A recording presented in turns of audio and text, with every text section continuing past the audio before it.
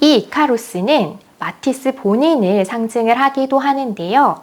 마티스의 육체는 지금 병들었잖아요. 추락하는 것과 같습니다.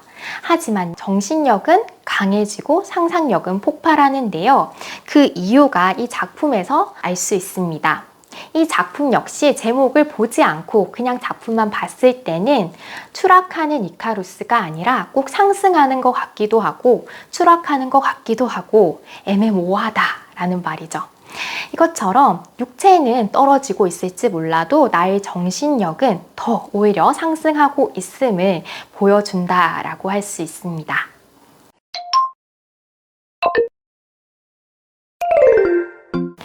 네, 고난과 역경의 시간이 왔는데요. 화가들의 삶에 또 우리들의 삶에 한 번쯤 고난과 역경이 찾아오기 마련이죠. 마티스에게는 그것이 전쟁이었습니다.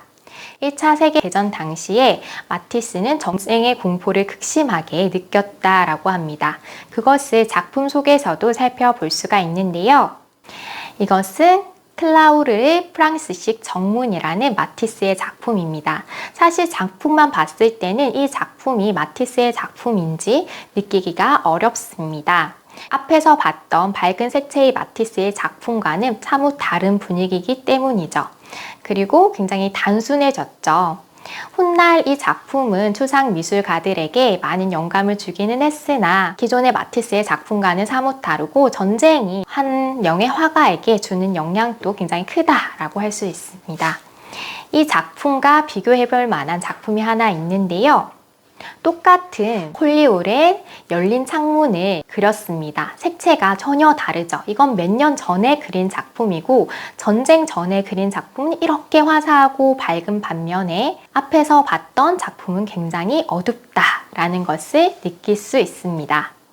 전쟁뿐만이 아니라 또 병마와의 싸움도 있었는데요. 마티스는 노년에 암에 걸리게 되고 폐색증에 걸리게 됩니다. 그래서 의사가 가망이 없다라고 하고 주변 사람들은 마티스에게 마지막 인사를 하기 위해서 그를 찾아왔다라고 해요. 의사도 수술을 할 의미가 없다, 그냥 손댈 도리가 없다라고 했지만 마티스는 제발 저는 아직 할 일이 남았어요. 2년, 3년만 더 살게 해주세요. 제발 수술을 해주세요 라고 이야기를 하죠. 의사는 마티스의 부탁에 못 이겨서 대수술을 하게 되는데요. 마티스는 기적적으로 살아나게 됩니다.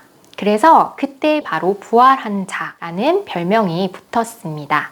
의사는 마티스에게 이런 말을 합니다. 지금 수술이 성공적으로 끝나기는 했지만은 앞으로는 유화 물감을 쓰지 마세요. 유화는 그리지 마세요 라고 합니다. 유화 물감을 맡아보신 분들은 알겠지만 그 냄새가 굉장히 독합니다. 그래서 멀쩡하던 화가들도 유화 작품을 하다가 병에 걸린 분들도 있는데요. 그렇기 때문에 지금 몸이 회복 중인 마티스에게는 유화 물감이 치명적일 수 있기 때문에 이제 유화로는 작업을 하지 말라고 의사가 권했던 겁니다.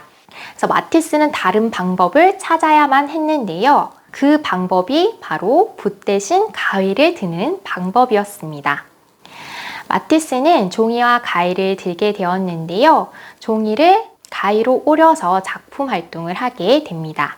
그게 바로 컷아웃이라는 기법인데요. 마티스가 새롭게 개발한 기법이라고 할 수 있습니다.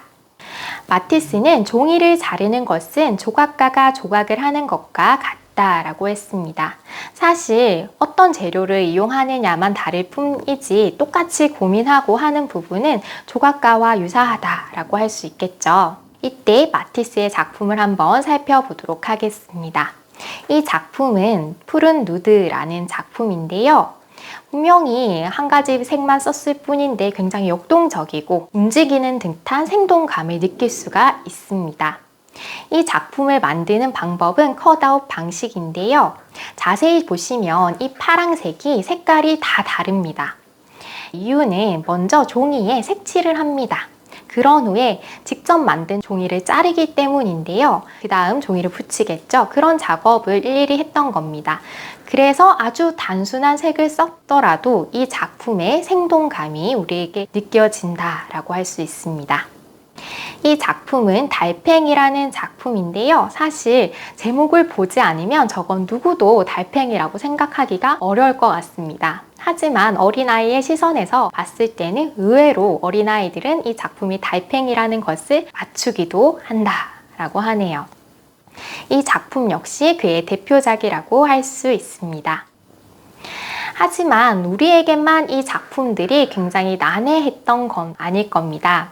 어떤 일이 있었냐 하면 1961년에 모마라고 해서 뉴욕 현대미술관에서 전시가 열렸는데요. 마티스의 컷아웃전이 열리게 됩니다. 그래서 마티스의 컷아웃 작품들을 쫙 모아서 걸게 되었습니다. 이 전시는 성황리에 마무리되었는데요. 이 당시 한 달 반 만에 11만 명이 다녀갈 정도로 굉장히 많은 사람들이 마티스의 작품을 보러 갔다라고 할 수 있습니다. 근데 전시된 작품 중에 한 작품이 거꾸로 걸려져 있었는데요. 11만 명이 보는 동안 그 거꾸로 걸린 작품이라는 걸 사람들이 몰랐던 겁니다. 이게 딱 모양이 물병 모양이고 이게 눈에 딱 보이는 그림이었다라면은 누구나 거꾸로 되었어요 라고 금세 눈치를 챘겠지만 그것이 아니었기 때문에 몰랐는데요. 그것을 안 사람이 누구냐? 마티스의 열광적인 팬이 전시를 계속 보러 갔다라고 해요. 근데 이거는 계속 봐도 이건 거꾸로 걸린 것 같아서 관계자에게 이 작품은 거꾸로 그린 거다라고 이야기를 하게 되는데요. 바로 그 작품이 이 보트라는 작품입니다. 이것은 배가 달빛에 비춘 모습을 작품으로 그린 건데 이게 거꾸로 걸려져 있었던 거예요. 근데 사람들은 모르고 지나갔는데 이분은 마티스의 열정적인 팬이었기 때문에 거꾸로 걸렸던 것을 알게 되었던 겁니다. 알고 보니 사인도 위쪽에 위치해 있고 그래서 잘못 걸었구나 하면서 이것은 모마의 흑역사로 지금까지 남아져 있습니다. 컷아웃 작품 중에 또 유명한 작품이 이 이카루스라는 작품인데요. 이카루스 이야기를 아시는 분들은 알겠지만 간단하게 이야기를 드리면 이카루스가 동굴 밖을 빠져나와야 되는데 어떻게 빠져나오나 고민을 하다가 밀집으로 날개를 붙여서 하늘을 날아서 빠져나오게 돼요. 근데 너무 기뻤던 나머지 이카루스가 계속 하늘 높이 올라갔던 겁니다. 근데 하늘 높이 올라가면 어떻게 돼요? 밀랍으로 붙인 날개가 녹아서 떨어지게 되겠죠. 그래서 이카루스가 이렇게 추락하는 모습을 여기에 담고 있습니다. 이 파란색은 하늘을 뜻하고 노란색 별같이 보이는 부분은 날개를 의미하고요. 까만색 부분은 사람, 그 다음에 빨간색 점이 하나 있죠? 이것은 심장, 열정을 의미합니다. 이 이카루스는 마티스 본인을 상징을 하기도 하는데요.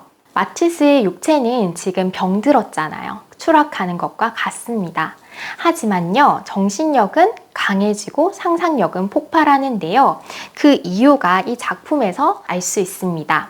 이 작품 역시 제목을 보지 않고 그냥 작품만 봤을 때는 추락하는 이카루스가 아니라 꼭 상승하는 것 같기도 하고 추락하는 것 같기도 하고 애매모호하다라는 말이죠. 이것처럼 육체는 떨어지고 있을지 몰라도 나의 정신력은 더 오히려 상승하고 있음을 보여준다라고 할 수 있습니다. 이번에는 마티스의 마지막 작품을 소개해 드릴까 합니다. 아까 첫 작품 보여드렸으니까 이번에는 마지막 작품을 한번 소개해 드리도록 할게요. 마티스의 마지막 작품을 설명하기 위해서는 한 소녀를 소개를 해야 될 것 같습니다. 마티스는 몸이 안 좋았잖아요. 그래서 간병인이 필요했는데 그 간병인 모니크라고 하는 어린 소녀였습니다. 이 소녀는 정성스럽게 마티스를 돌봐주었다고 해요. 처음에는 그냥 돈을 벌러 왔는데 마티스가 너무 인자하고 사람이 좋으니까 자기도 모르게 정성껏 마티스를 돌봤던 겁니다. 마티스가 잠이 못 드는 날에는 본인이 책을 읽어주기도 하고 이런 식으로 마티스를 정성껏 간병을 하였습니다. 그러던 어느 날 소녀가 저는 꼭 할 일이 생겼어요 하고 떠나게 되죠. 마티스는 이때 소녀에게 너가 도움이 필요하면 언제든 나에게 이야기해라. 내가 언제든 도와주겠다 라고 소녀에게 약속을 하게 됩니다. 마티스는 그녀를 두고 이렇게 이야기했습니다. 내가 아팠던 시기에 그녀는 내 곁에 빛이었다. 그만큼 마티스에게 이 소녀는 굉장히 큰 의미가 있는 존재였다고 할 수 있는데요.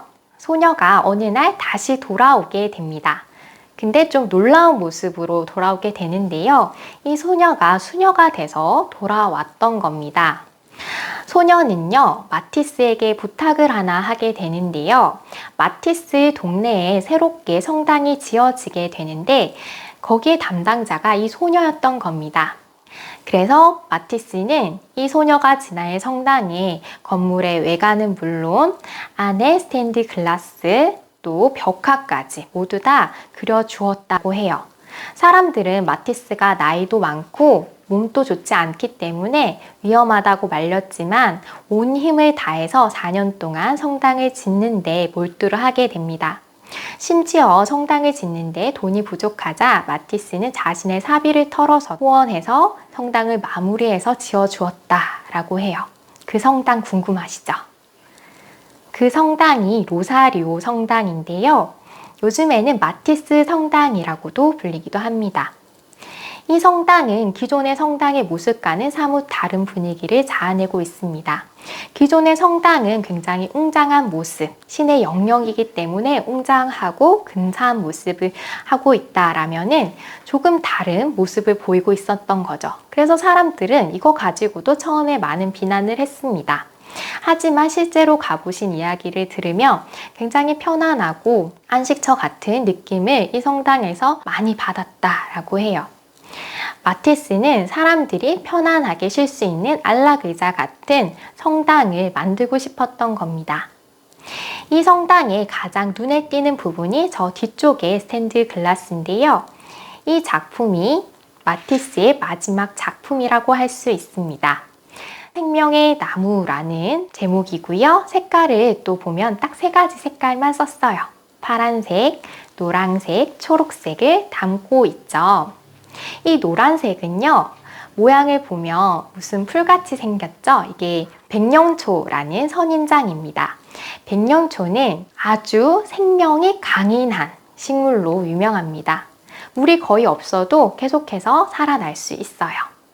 이건 마티스를 나타내기도 한다라고 할 수 있는데요. 마티스가 사실 그림을 그리기 어려운 환경이었잖아요. 하지만 끝까지 작품 활동을 이어가는 그런 모습처럼 이 백년초를 여기에 담아내고 있는데요. 종이로 색을 잘라서 붙였다면 스테인드 글라스는 빛의 예술이라고 합니다. 그래서 그의 마지막 작품은 빛을 잘라내는 작품 활동이었다라고 할 수 있습니다. 지금까지 마티스의 작품과 그의 생애를 한번 살펴보았는데요. 앙리 마티스는 이처럼 지친 사람들, 무거운 짐을 지고 있는 사람들이 이곳에 와서 평온하길 바라던 마음이 강했던 아주 다정하고 인자한 화가였습니다. 마티스는요, 몸이 아파도 그림을 그릴 수 없어도 색으로서 자신의 인생을 그려나갔습니다. 그는 지금까지 그림을 그렸던 게 아니라 삶을 색칠했던 거다라고 이야기를 할 수 있겠죠. 그래서 저는 이런 깨달음을 얻었습니다. 위대한 창조는 몸이 아니라 위대한 정신에서 나온다. 마티스의 몸은 여러분도 아시다시피 굉장히 쇠약해지고 볼품 없어졌습니다. 하지만 그는 새로운 컷아웃이라는 영역을 창조해 나갑니다.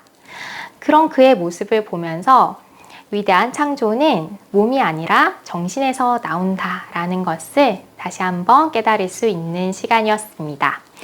지금 여러분의 정신은 무엇을 향하고 계신가요?